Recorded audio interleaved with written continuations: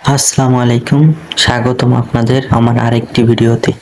আজকে দেখানোর চেষ্টা করব এমআরটি বাসে আমরা কিভাবে যাতায়াত করি।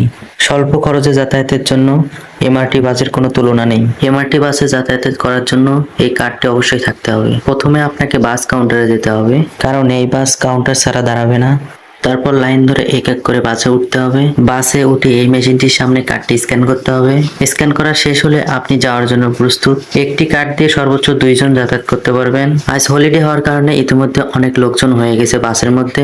এই বাসের ড্রাইভার থাকলেও হেল্পারের কোনো প্রয়োজন হয় না। মালয়েশিয়ার রাস্তাঘাটগুলো সুন্দর ও সবসময় পরিষ্কার পরিচ্ছন্ন থাকে। এই দেশে অযথা হর্ন বাজানো একটি অপরাধমূলক কাজ। তাছাড়া হর্ন বাজানোটা কেউ পছন্দ করে না। এই দেশে প্রত্যেকটি নাগরিক ট্রাফিক নিয়মগুলো শ্রদ্ধা ভরে পালন করে। কেউ ট্রাফিক আইন ভঙ্গ করলে তাকে কঠোর শাস্তির আওতায় নিয়ে আসা হয়। তাই সবাই কঠোরভাবে ট্রাফিক আইন মেনে চলে। এই বাসটি প্রত্যেকটি বাস স্ট্যান্ড থেকে লোক নিয়ে থাকে।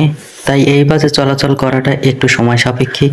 তাই আপনারা সময় হাতে নিয়ে এই বাসে চলাচল করবেন। দেখতে দেখতে বাসের ভেতর লোক সংখ্যার ভিড় জমে গেছে। দেখতে অনেকটা বাংলাদেশের লোকাল বাসের মতন। লোকাল বাস হলেও বাসের ভেতর এসি থাকে, তাই অস্বস্তি বোধ হচ্ছে না।